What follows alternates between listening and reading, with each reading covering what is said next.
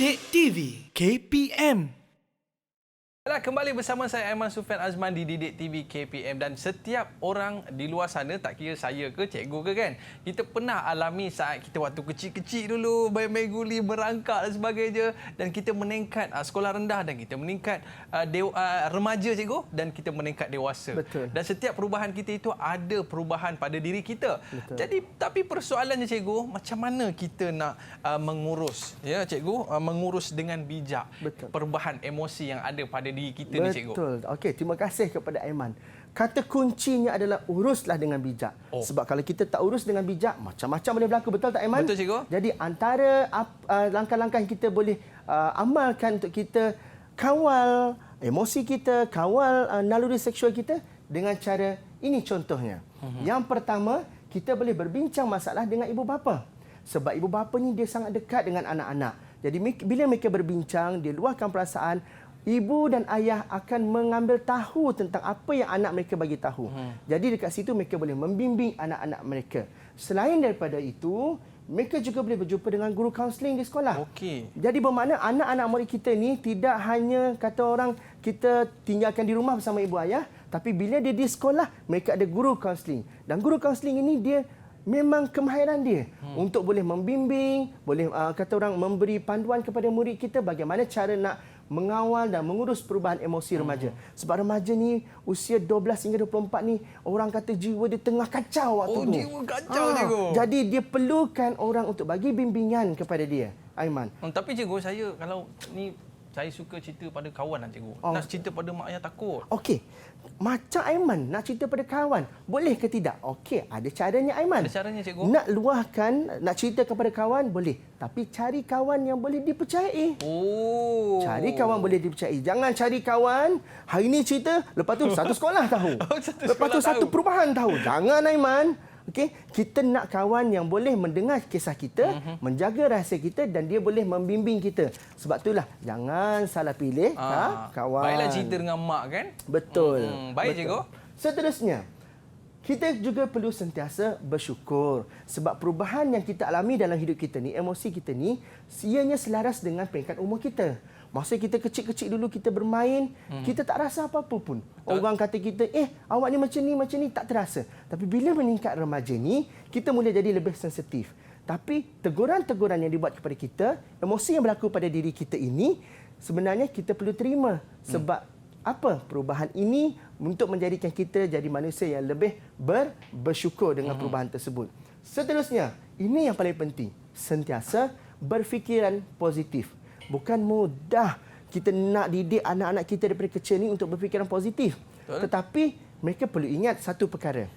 Sekiranya mereka berfikiran positif, semua benda yang negatif akan jadi positif. Bermakna mereka boleh bawa diri mereka ke mana saja mereka pergi, walaupun berbeza pandangan dan pendapat, tapi mereka boleh duduk bersama-sama, hidup bersama-sama dan berbincang bersama-sama. Macam kita lihat anak-anak kita pada hari ini, Aiman. Walaupun mereka datang daripada latar belakang yang berbeza, seorang daripada Terengganu, daripada Sarawak, daripada Pahang, daripada Johor, tapi mereka boleh belajar bersama-sama. Nampak? Emosi mereka sehari ini ceria, mangalis, daripada tadi senyum, menunjukkan dia bersemangat nak belajar bersama dengan kita pada hari ini. Aiman. Bayang cikgu dulu waktu darjah 1, bedak penuh muka dekat muka cikgu. Betul. Tapi sekarang ni kalau keluar nak kena ada jambul. Betul. Di kepala cikgu. Betul, tepat sekali itu. Sebab apa? Kita nak menjaga diri kita. Semakin kita meningkat remaja, meningkat dewasa, kita perlu menjaga diri kita seeloknya. Okey cikgu. Okey, seterusnya pula, bagaimana cara kita nak mengurus naluri seksual remaja? Benda ini memang ada pada diri manusia. Okey, semua manusia dia ada fitrah dia masing-masing di mana dia inginkan sesuatu. Dia suka tengok benda yang cantik. Dia suka tengok ini dan sebagainya. Tapi kita kena urus benda ini dengan baik. Sebab kalau kita tak urus dengan baik, macam-macam boleh berlaku, Aiman. Betul cikgu. Jadi, bagaimana cara nak mengurus? Yang pertama, menyertai program berbentuk keagamaan. Okey, apa contoh bentuk keagamaan, Aiman? Boleh Aiman kongsi dengan saya? Kita boleh solat tarawih berjemaah cikgu. Betul. Bila kita solat tarawih berjemaah, apa kita rasa? Kita rasa macam seronok sebab kita dapat bersama-sama menunaikan ibadah. Betul? Betul cikgu. Yang pertama. Okey, seterusnya kita boleh juga melakukan aktiviti kemasyarakatan. Cikgu nak tanya dengan anak-anak murid cikgu di atas talian. Siapa boleh kongsi dengan cikgu contoh aktiviti kemasyarakatan? Siapa boleh kongsi?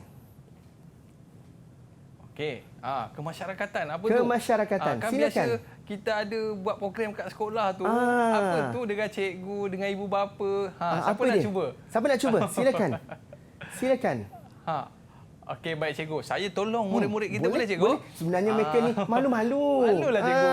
Okey, baik. Jadi biasa kalau dekat sekolah tu cikgu dengan ibu bapa kita buat aktiviti gotong royong. Betul ke cikgu? Tepat sekali. Itu antara salah satu contoh aktiviti kemasyarakatan, iaitu aktiviti gotong royong. Bila kita bergotong royong, kita bukan seorang-seorang. Betul tak, Aiman? Betul cikgu. Kita beramai-ramai. Jadi kita jumpa ramai orang. Kalau kita jumpa 10 orang, 10 emosi kita akan jumpa. 10 perangai kita jumpa. Tapi kita boleh hidup bersama-sama kan? Betul, cikgu. Kita boleh urus diri kita dengan mereka untuk bekerja bersama-sama kan? Jadi itulah salah satu aktiviti kita untuk urus naluri seksual remaja kita. Daripada dia duduk terkenang, terfikir, lebih baik dia buat aktiviti kemasyarakatan. So dia boleh kurangkan sedikit perasaan gairah dia itu tadi.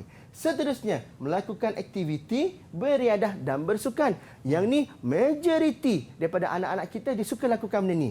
Dia suka bermain. Sebab bermain itu sambil mereka boleh belajar, sambil mereka boleh jadikan tubuh badan mereka sihat. Macam Mercy bagi tahu tadi, bila dia rasa macam nak marah, dia akan cuba untuk pergi bersukan seperti bermain badminton, Aiman tadi bermain bola. Jadi bila melakukan aktiviti beriadah seperti ini, kita sebenarnya sedang mengurus diri kita untuk jadi supaya bila kita berjumpa dengan orang, kita tahu bagaimana kita nak berinteraksi dengan orang. Bila kita jumpa dengan seseorang, kita tahu apa perlu saya buat bila jumpa dengan orang. Tadi naluri seksual, cikgu kata perasaan gairah kan?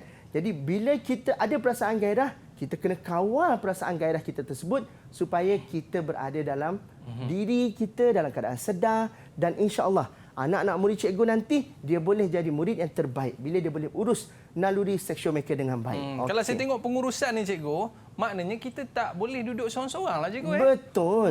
Sebenarnya ada orang ambil pendekatan tak, Aiman? Bila dia rasa sedih dia nak duduk seorang-seorang. Kalau saya tanya Aiman, boleh ke Aiman nak duduk seorang-seorang? Nanti jadi gila nanti cikgu. Bahaya. Zorak-zorak kan. Bahaya kan? Sebab dia ada kesan-kesan dia. Duduk seorang, hidup jadi tak tenang, teringat macam-macam. Jadi dia boleh duduk seorang tapi jangan duduk terlalu lama. Okey, dia kena ada orang yang dia boleh luahkan perasaan tersebut. Okey, itu yang benda paling penting. Okey, jadi Aiman, kita nak bawa anak-anak murid kita ni nak buat satu aktiviti hari ini. Wow, apa aktiviti tu cikgu? Okey, aktivitinya adalah ini. Mereka akan menghasilkan satu penanda buku yang kreatif. Okey, yang kreatif tentang cara mengurus emosi dan naluri seksual secara positif.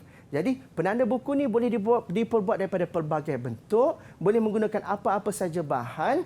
Yang penting, bila mereka buka buku, ada penanda buku kat situ, mereka boleh ingat.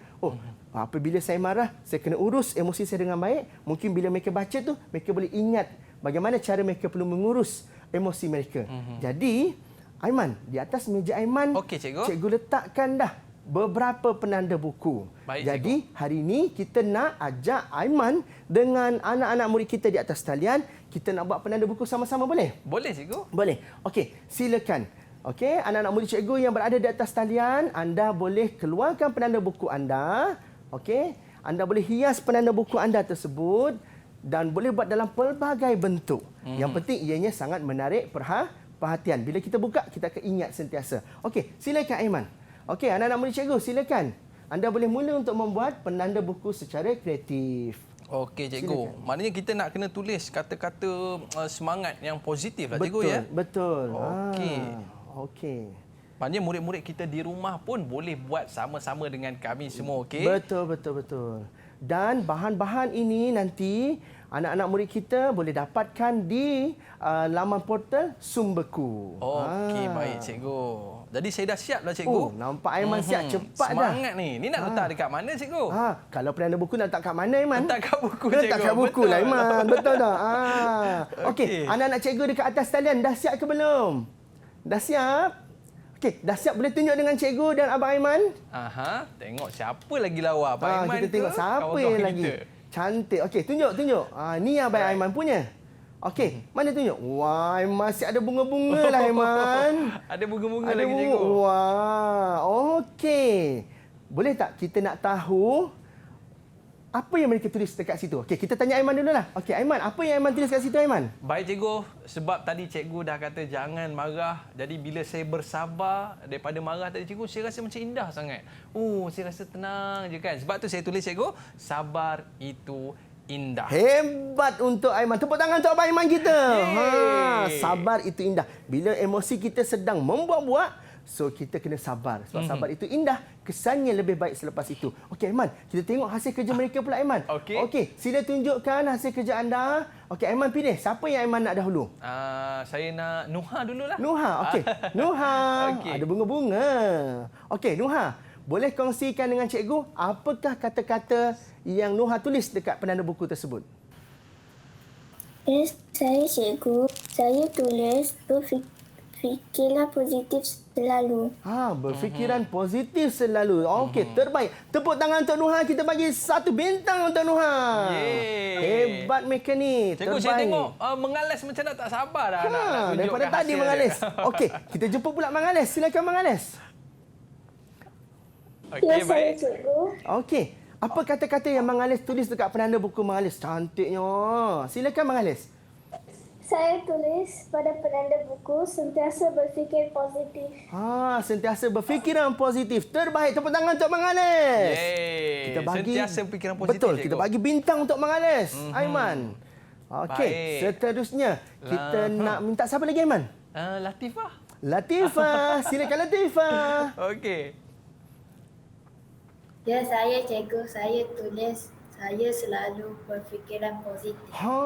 Kebanyakan anak-anak murid kita dia letak berfikiran positif sebab mereka tahu bila mereka berfikiran positif bermakna mereka akan boleh mengurus kehidupan mereka dengan baik. Terbaik. Nak tanya Latifah. Latifah guna apa buat penanda buku? Silakan. Saya menggunakan batang aiskrim. Batang aiskrim pun kita boleh buat untuk buat penanda buku. Terbaik. Tepuk tangan untuk Latifah. Wow. Bagi bintang untuk dia Aiman. Bagi Terbaik bintang. mereka ni. Penuh dengan semangat. Okey. Akhir sekali. Yang ni yang hebat ni cikgu ni. Kita Mercy. tengok dia. Walaupun dia jauh berada di Sarawak, tapi dia dekat di hati kita. Silakan Mercy. Kongsikan dengan cikgu. Apa yang anda tulis dalam penanda buku anda? Ya, saya cikgu. Saya tulis stay positive, better days are coming your way. Wow. Maksudnya, okey. sentiasa berfikiran positif kerana setiap apa yang terjadi akan digantikan dengan yang lebih baik. Hebat kata-kata tu. Setiap apa yang berlaku akan digantikan dengan lebih baik lagi selepas itu. Sebab tu tadi kata sabar itu indah. Dia dapat indah iaitu kebaikannya selepas itu. Tepuk tangan untuk Mercy. Bagi bintang untuk dia Aiman. Hebat mereka ni. Terlihat murid kita ni banyak membawa kepada pemikiran yang positif. Betul. Tapi cikgu, macam mana kita nak, yalah, mungkin kita ada minat kepada seseorang cikgu. Tapi kita nak cerita kepada ibu ayah tu kita rasa malulah cikgu. Cikgu ada tips tak? Okey. Bila kita minat pada seseorang, pada usia awal remaja ini, dia nak kongsikan kepada orang lain dengan ibu ayah dia mungkin agak susah sedikit. So dia akan suka kongsikan dengan kawan-kawan dia. Okey, bagaimana cara mereka nak berkongsi, bagaimana cara mereka nak mengurus? Perkara nombor 1 sekali, mereka perlu ingat bahawa pada usia ini memang normal, semua orang mempunyai perasaan suka, perasaan cinta tersebut. Tapi perlu kawal diri anda dengan baik. Cara nak mengawalnya adalah anda perlu fikir pada tahap ini di mana anda berada. Anda masih lagi belajar, masih lagi memerlukan bimbingan dan sebagainya. Jadi tak salah untuk berkawan dahulu. Janganlah terus cinta-cinta monyet. Bahaya tu Aiman. Jadi bila mereka belajar dahulu, tanamkan sikap dalam diri mereka untuk teruskan belajar, nak jadi orang yang berjaya. Itu tadi, berfikiran positif. Maksudnya, fikir yang terbaik untuk masa depan mereka. Jadi, insya-Allah, mereka akan boleh mengurus melalui session dengan baik. Maknanya, sibukkan diri dengan perkara berfaedah. Betul. Okey, saya suka nasihat cikgu tadi. Baik murid-murid, kita nak berehat seketika dan kembali selepas ini di Didik TV KPM. Didik TV KPM